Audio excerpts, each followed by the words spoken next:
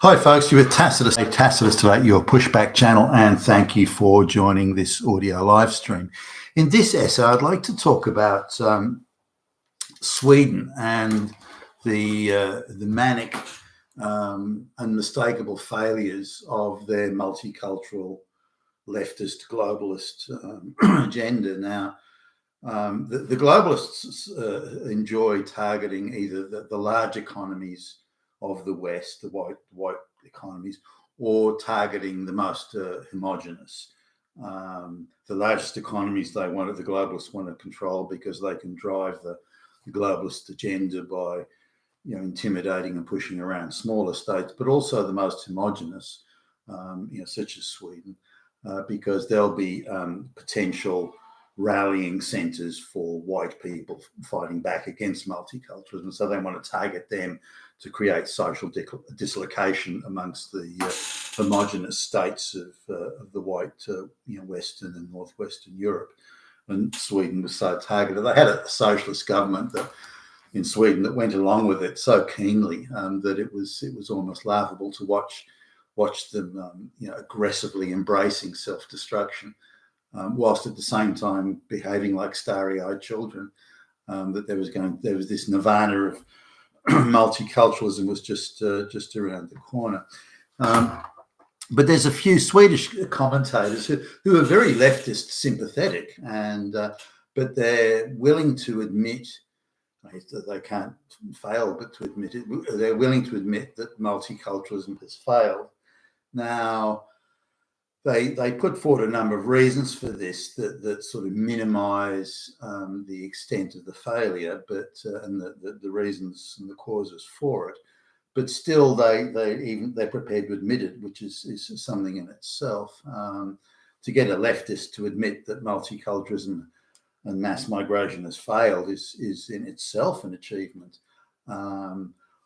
Their remedies on what to do about it and how to correct it or how to come back from the disaster that multiculturalism has imposed on the otherwise homogenous, peaceful, productive white society is another matter. But the Swedes have actually looked into it in a you could say a dispassionate way to some extent, and they've quantified the costs of multiculturalism, and that's really where I want to sort of focus this essay on. And just to give you the sort of the backdrop, when Sweden began to embrace this multiculturalism mass migration thing, the population was around 8 million, and today I think it's 10.5 million. And that pretty much that entire growth has come from migration, and the children because the migrants, many of them Islamic, have a large number of children, and so effectively, if you like, in terms of foreign-born or the progeny of foreign-born, there's more than a third of the Swedish population is now non-white. Now you say, well, okay, well, who cares? Now the issue was, I looked at the propaganda around the mass migration when the Swedes were kicking it off, and they were saying, well, look, we've always had migration to Sweden, and look how well it's worked out. It's been fantastic. It's increased productivity. It's brought skills to the workforce that we didn't have. It's replaced our aging population, and so on and so forth. So, but what they didn't say in this propaganda, that the migration was all from either Finland, Norway, a little bit from Denmark, Germany, and it wasn't large numbers. Say there was 100,000 people came to Sweden, but the Norwegians and the Finns, many of them spoke Swedish or well enough, and they could pick it up pretty quickly.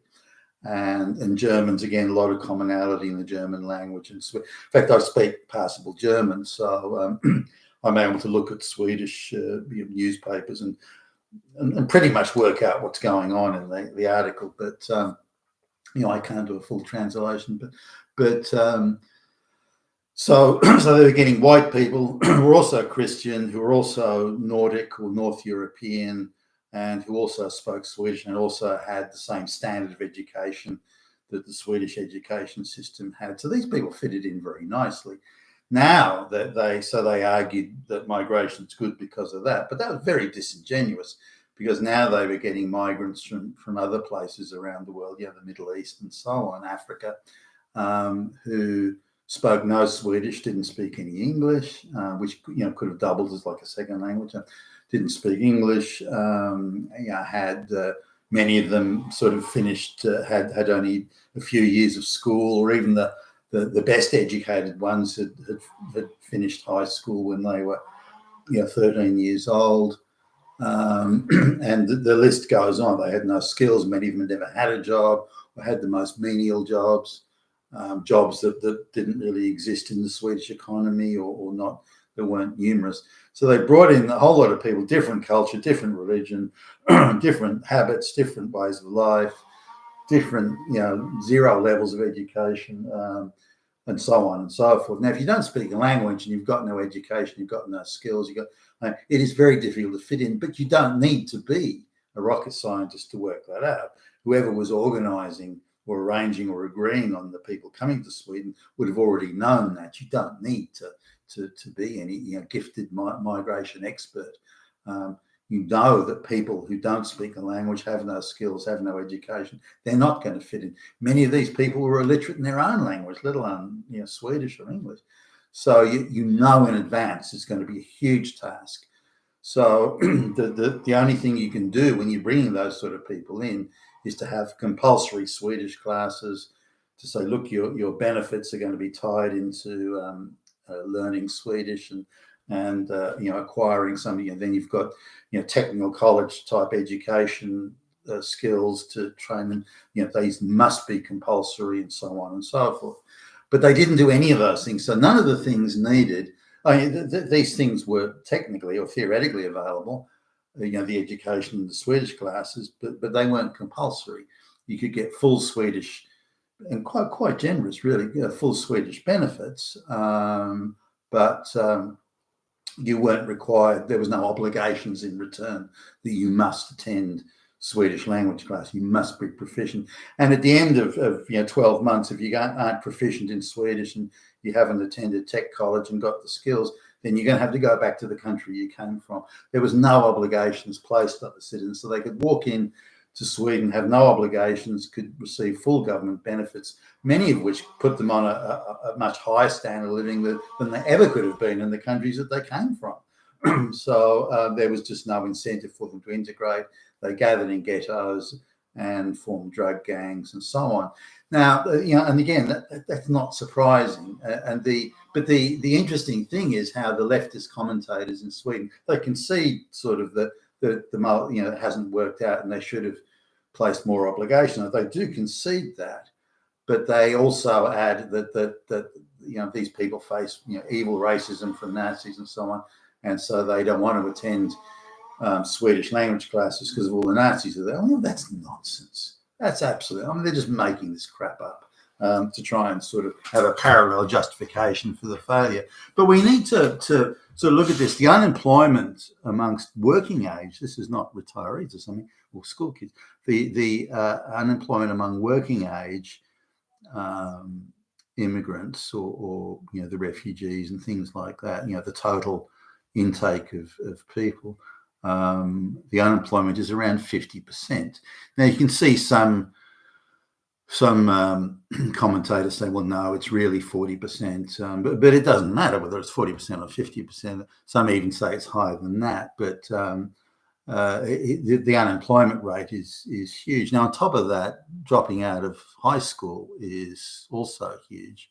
So you've got they don't count they're assuming 18 years old is the working age, but there's a whole bunch of kids who are dropping out of school early, and a lot of them, and they're not counting those in the unemployment. Now, if you look at the overall people who aren't doing education, who aren't at school or education, and who aren't working, then the numbers of unemployed amongst migrants jumps up to three out of every four. That's astonishing. But all of these people are getting government benefits. So and still they don't even ones that have come to Sweden, when they're at a young age, or they're 10 years old or younger even, they still don't speak competent Swedish or speak it minimally.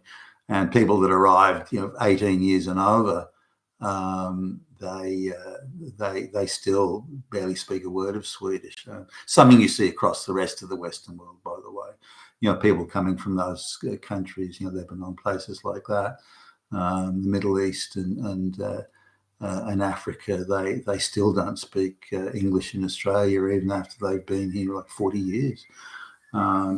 Anyway, this is the thing that sort of, again, the Swedish commentators try and justify this and say, look, we had to do something. We had to. We were driven to it, forced to it by the aging population made us do it.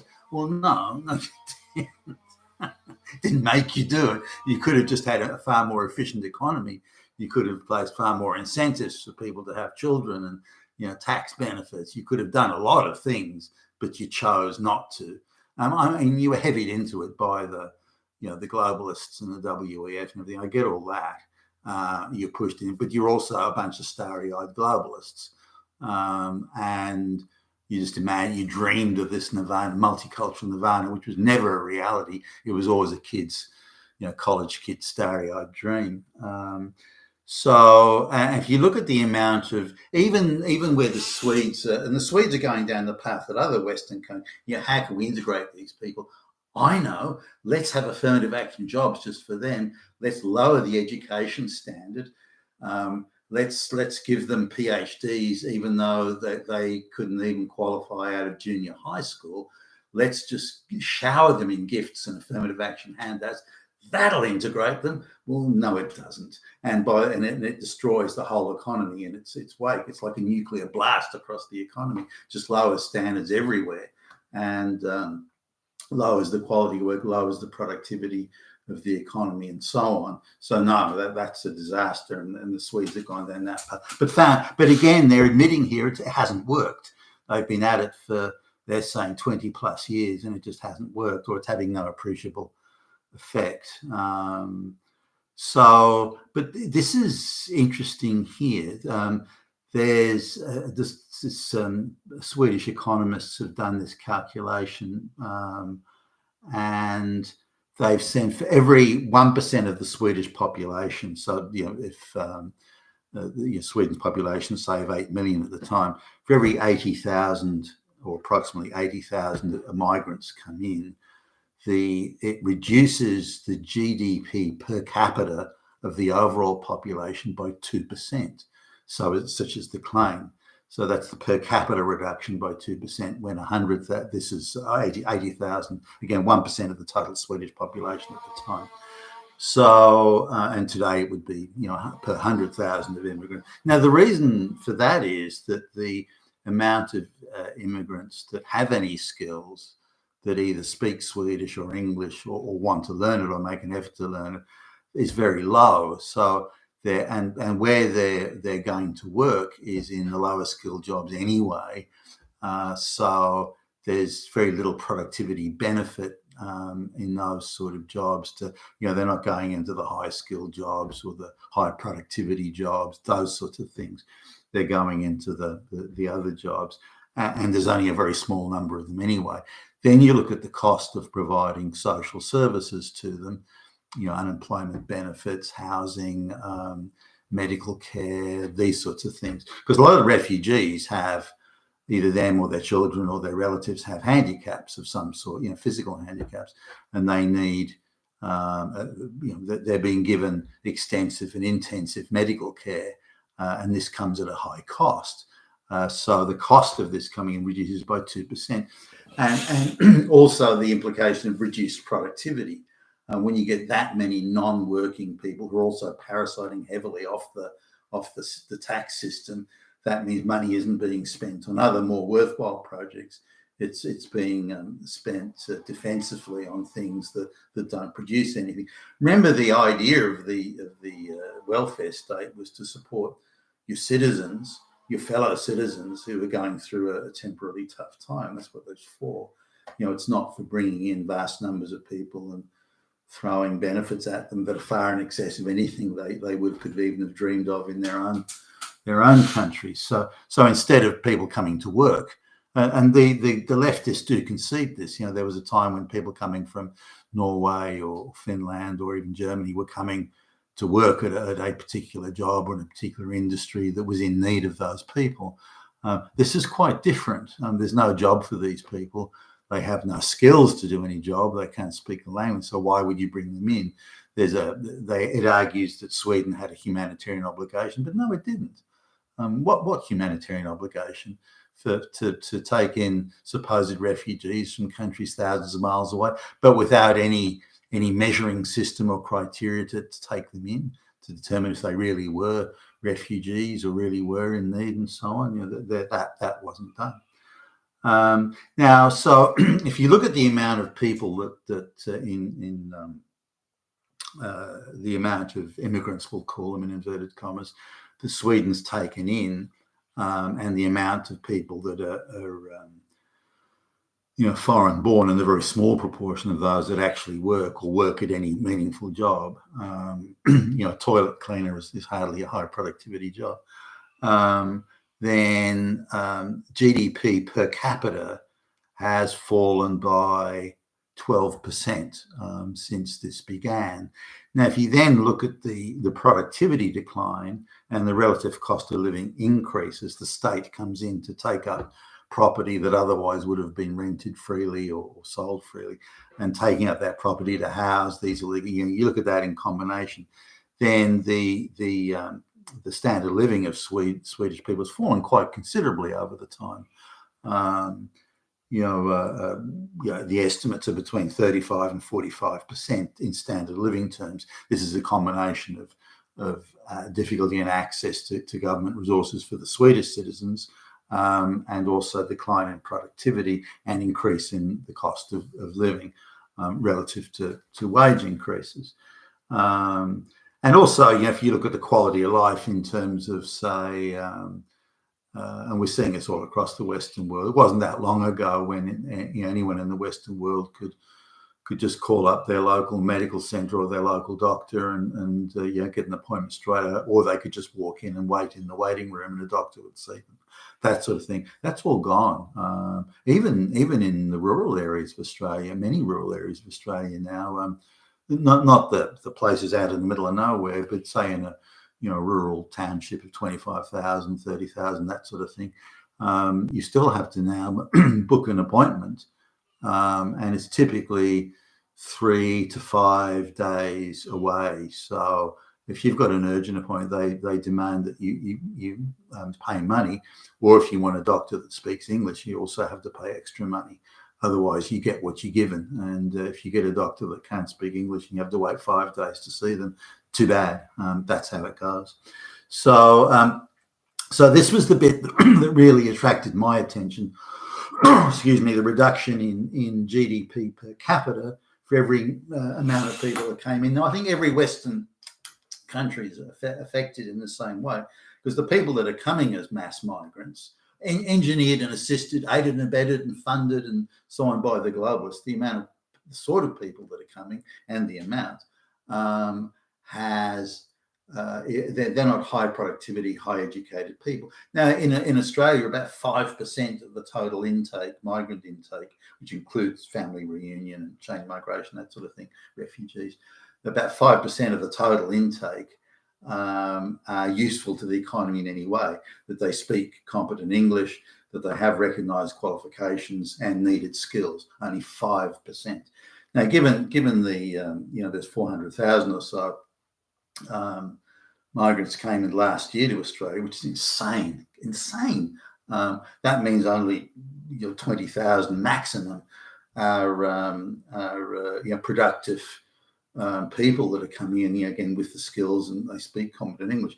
Most of those come from other white countries.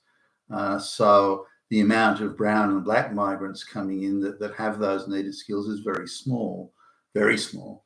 And the same goes for anywhere else in the world. So if you look at the decrease in GDP that the Swedish economists have plotted, there, and you look at the foreign population, you can arithmetically, you can plot the two.